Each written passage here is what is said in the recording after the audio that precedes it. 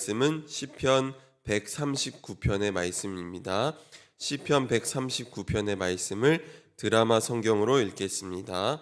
9편 다윗의 시 인도자를 따라 부르는 노래.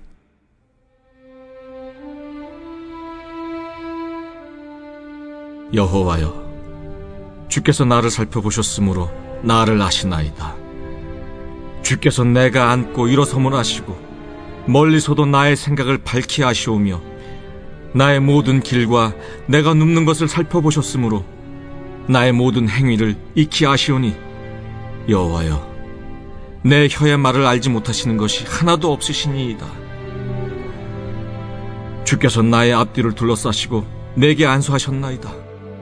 이 지식이 내게 너무 기이하니 높아서 내가 능히 미치지 못하나이다. 내가 주의 영을 떠나 어디로 가며 주의 앞에서 어디로 피하리이까? 내가 하늘에 올라갈지라도 거기 계시며 스올에 내 자리를 펼지라도 거기 계시니이다. 내가 새벽 날개를 치며 바다 끝에 가서 거주할지라도 거기서도 주의 손이 나를 인도하시며 주의 오른손이 나를 붙드시리이다.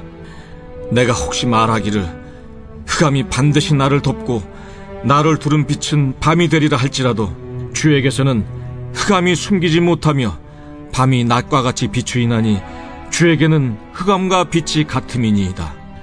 주께서 내 내장을 지으시며 나의 모태에서 나를 만드셨나이다. 내가 주께 감사하옴은 나를 지으심이 심히 기묘하심이라. 주께서 하시는 일이 기이함을 내 영혼이 잘 아나이다. 내가 은밀한 데서 지음을 받고 땅의 깊은 곳에서 기이하게 지음을 받은 때에 나의 형체가 주의 앞에 숨겨지지 못하였나이다. 내 형질이 이루어지기 전에 주의 눈이 보셨으며 나를 위하여 정한 날이 하루도 되기 전에 주의 책에 다 기록이 되었나이다. 하나님이여, 주의 생각이 내게 어찌 그리 보배로우신지요. 그 수가 어찌 그리 많은지요. 내가 세려고 할지라도 그 수가 모래보다 많도소이다. 내가 깰 때에도 여전히 주와 함께 있나이다. 하나님이여, 주께서 반드시 악인을 죽이시리이다. 피 흘리기를 즐기는 자들아, 나를 떠날지어다. 그들이 주를 대하여 악하게 말하며 주의 원수들이 주의 이름으로 헛되이 맹세하나이다. 여호와여, 내가 주를 미워하는 자들을 미워하지 아니하오며 주를 치러 일어나는 자들을 미워하지 아니하나이까? 내가 그들을 심히 미워하니 그들은 나의 원수들이니이다. 하나님이여, 나를 살피사 내 마음을 아시며 나를 시험하사 내 뜻을 아옵소서. 내게 무슨 악한 행위가 있나 보시고 나를 영원한 길로 인도하소서. 아멘. 네, 주님의 은총과 평화가 예배드리는 모든 분들 가운데 충만하시길 간절히 소망합니다. 오늘은 살피시는 하나님이라는 제목으로 말씀을 나누고자 합니다. 오늘 본문인 시편 139편으로 지은 찬양들이 몇 개 있습니다. 그 중에 주의 신을 내가 떠나라는 오래된 찬양이 있는데요. 가사가 이렇습니다. 주의 신을 내가 떠나 어디로 피하리까? 주는 모든 것 아시오니 어디로 다니리까? 내가 새벽 날개 치며 저 바다 끝에 거해도 어둠도 숨기지 못하리라. 주님의 손이 날 인도해. 이런 가사인데 가사만 읽어도 은혜가 되시죠? 오늘 이 시편 139편 말씀만 읽어도 참 많이 은혜가 됩니다. 우리의 인생에 어려움이 찾아왔을 때 그 마음 아픔을 알아주는 한 사람만 있어도 그 어려움을 견딜만 합니다. 그런데 때로는 이렇게 마음 알아주는 한 사람이 없어서 더 고통스럽고 절망할 때가 많이 있습니다. 그러나 나와 늘 동행하시는 분이 나를 지켜보고 계시고 또 나를 보호해 주신다면 우리는 언제든지 고통의 자리를 털고 일어나 일상으로 돌아갈 수 있을 것입니다. 시편 23편에도 이런 고백을 합니다. 내가 비록 사망의 음침한 골짜기를 다닐지라도 해를 두려워하지 않음은 주께서 나와 함께 하심이니라 라고 고백하죠. 어려움이 없기 때문에 이런 말을 하는 게 아닙니다. 난감하고 어려운 현실이 있습니다. 사망의 음침한 골짜기를 지날 때도 있는 것입니다. 여전히 삶 속에서는 이해할 수 없는 많은 일들이 일어납니다. 그럼에도 우리와 함께 하시는 주님이 계신다면 우리는 다시 일어설 수 있는 줄 믿습니다. 혹 오늘 이 시간에도 인생에 찾아온 절망과 아픔으로 인해서 고통받고 있는 분들이 계신다면 오늘 말씀으로 힘을 얻으시고 위로를 얻으시고 하나님이 늘 나와 함께 하신다는 확신을 가지셨으면 좋겠습니다. 오늘 시편 139편의 시인은 하나님이 나를 아신다라는 고백으로 말씀을 시작하고 있습니다. 1절 말씀부터 보면 여호와여 주께서 나를 살펴보셨으므로 나를 아시나이다. 또 2절 주께서 내가 앉고 일어섬을 아시고 멀리서도 나의 생각을 밝히 아시오며 또 4절 여호와여 내 혀의 말을 알지 못하시는 것이 하나도 없으시니이다 라고 고백하고 있습니다. 여기서 안다라는 것은 어떤 정보에 대한 지식을 안다라는 그런 말이 아닙니다. 히브리어 야다라고 하는데 이 야다는 체험으로 깨닫다 또 마음을 쓰고 보살피다라는 뜻을 가지고 있습니다. 그러니까 하나님께서 우리를 알고 계신다는 말의 의미는 우리를 보살피시고 지키신다는 약속을 담고 있는 것입니다. 여러분, 하나님은 우리를 보살피는 분이십니다. 여러분 믿으십니까? 네, 하나님 우리를 보살피시는 분이신데 이 보살피시는 하나님에 대한 이야기가 성경에 많이 나옵니다. 그 중에서 보살피시는 하나님에 대해서 잘 나타내주고 있는 이야기가 하갈의 이야기입니다. 창세기를 보면 하갈이 등장을 하는데 하갈이 누구입니까? 아브라함의 둘째 부인이었습니다. 하갈이 아브라함의 아기를 갖게 되자 사라에 의해서 광야로 쫓겨나게 됩니다. 광야로 쫓겨났다는 것은 사실 죽음과도 마찬가지였습니다. 왜냐하면 이 아기를 가진 임산부가 아무도 돌봐줄 사람 없는 광야로 갔다는 것은 거의 죽으라는 이야기와 같은 말이었습니다. 하갈 자신도 그의 인생이 끝났다고 생각했습니다. 그런데 그곳 광야에 버려져 있는 그 하갈에게 하나님이 찾아오십니다. 그리곤 하나님이 하갈에게 말씀하십니다. 창세기 16장 11절 말씀을 보면 그 이름을 이스마엘이라 하라. 이는 여호와께서 내 고통을 들으셨음이니라 라고 그렇게 말씀하십니다. 하나님이 들으셨다는 이야기가 정말 굉장한 일입니다. 우리가 고통 중에 있을 때 우리의 기도를 하나님이 들으신다는 것 여러분 기억하시기 바랍니다. 그리고는 이렇게 말씀하십니다. 내 자식으로 하여금 큰 민족을 이루게 하겠다. 그리고 내 주인에게로 돌아가라 라고 말씀하십니다. 하갈은 사라에게서 쫓겨나서 죽음의 위기에 처했지만 하나님은 이를 다 보고 계셨고 또 이스마엘의 장래에 대해서 긍정적으로 이야기해 주셨습니다. 그래서 하나님의 눈길이 자신을 사로잡고 있다는 것을 알았기 때문에 그 하나님을 일러서 살피시는 하나님이라고 하나님의 이름을 붙여서 하갈이 고백하는 장면을 볼 수가 있습니다. 살피시는 하나님이라는 이 말씀이 오늘 우리에게도 얼마나 큰 위로가 되는지 모릅니다.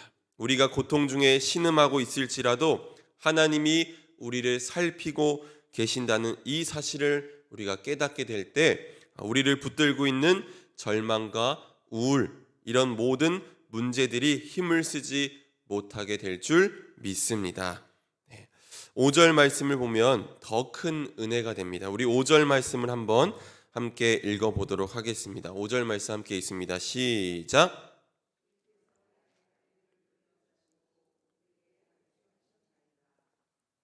네, 아멘. 나의 앞뒤를 둘러싼다는 말은 나를 빚다, 나를 형성하다라는 의미가 담겨 있습니다. 그러니까 앞뒤로 둘러싼다는 것은 지난 날에도 그렇고 앞으로도 그렇고 나를 안위해 가시고 또 빚어 가신다는 것입니다. 그리고 나를 빚어 가시는 하나님께서 내게 어떻게 해 주신다고 말하고 있습니까? 내게 안수해 주신다고 그렇게 고백하고 있습니다. 안수의 안자는 한문으로 우리가 어떤 안자를 쓰죠? 어루만질 안자를 씁니다. 제가 저희 딸 하온이를 많이 어루만져 주려고 그렇게 노력을 하는데 방금 전까지도 이 어루만지다가 왔는데 그 반맥이 나왔거든요. 그래서 이 안수를 하면, 그러니까 어루만져 주면 이 아이의 호흡이나 심장 박동 같은 게 이제 안정이 많이 된다고 해요. 그리고 안정감을 느끼며 자란 아이가 이 자아 존중감이 높아진다고 하는데, 제가 이런 육아 정보에 이제 관심이 많다 보니까 그런 걸 이제 찾아보는데, 그런데 여러분, 하나님께서는 부모의 손길을 통해서 아이를 축복하신다는 거 여러분 다 알고 계시죠? 이것을 꼭 기억하셨으면 좋겠습니다. 그래서 여러분들의 자녀를 많이 어루만져 주셨으면 좋겠습니다.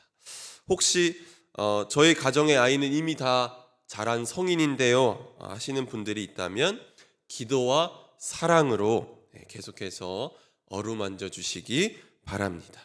누군가를 어루만져 준다는 것은 치유하는 것입니다. 하나님이 우리를 어루만지시고 괜찮아, 내가 네 마음을 알고 있어, 네 고통을 다 알고 있어, 이렇게 말씀하시는 줄 믿습니다. 하나님의 이 어루만지는 손길이 우리 삶 속에 늘 거하시기를 주님의 이름으로 축원합니다.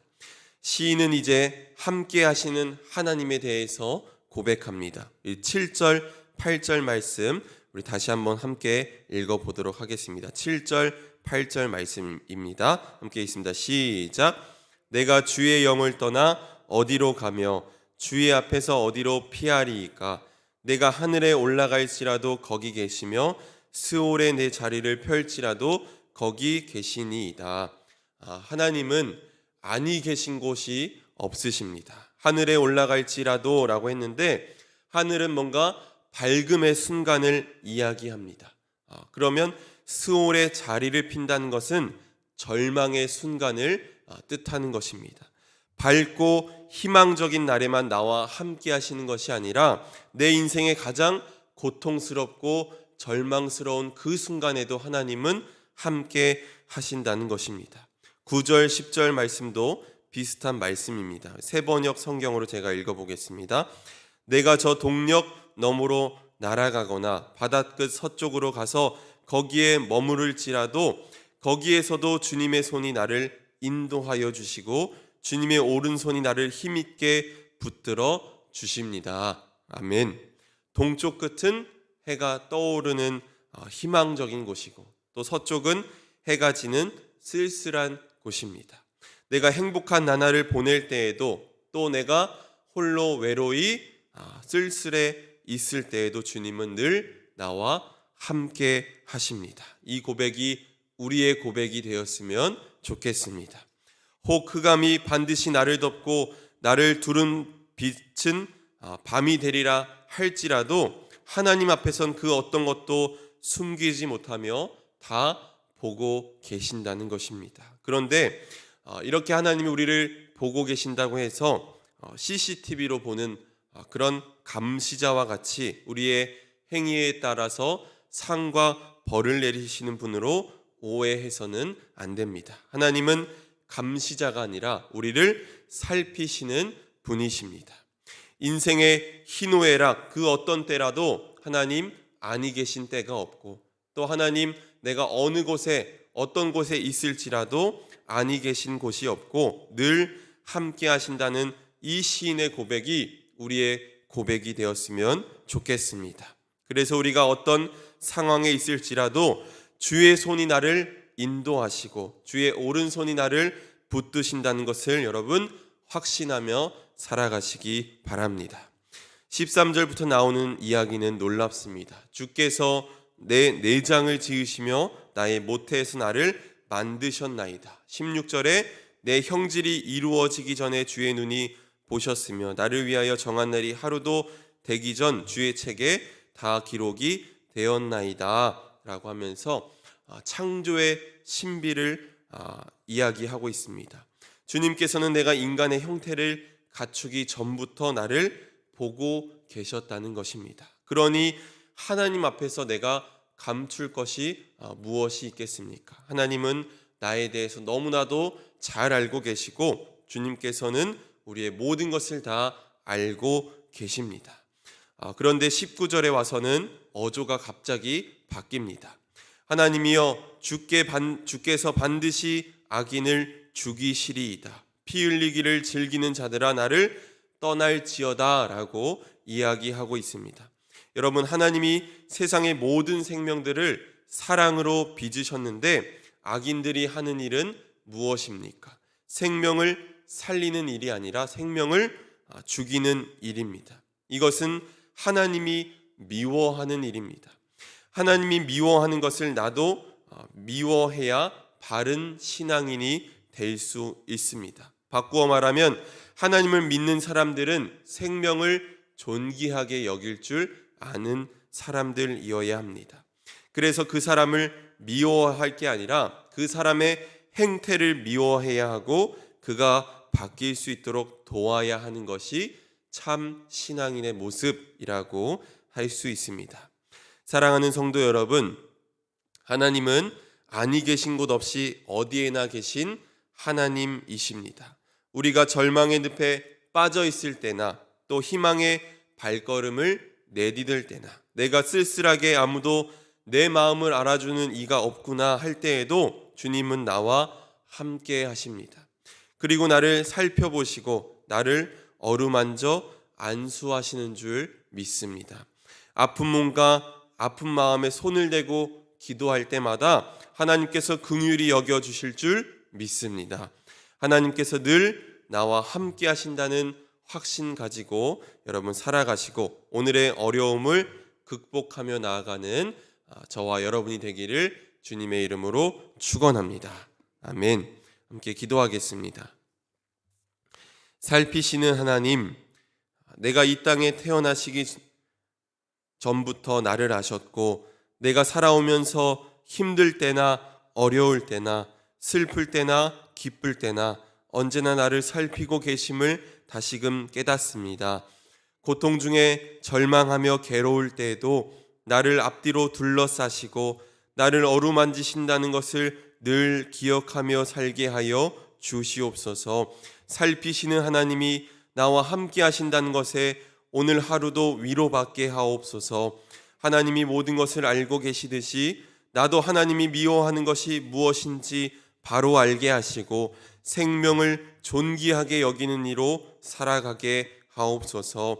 오늘 이 예배 가운데 구별하여 귀한 예물 드립니다. 1,000번째 헌금으로 또 속회 예배 헌금으로 또 감사 헌금으로 또 요셉의 창고 헌금으로 하나님께 귀한 예물 드리오니 이 예물 연락하여 주시기를 원합니다.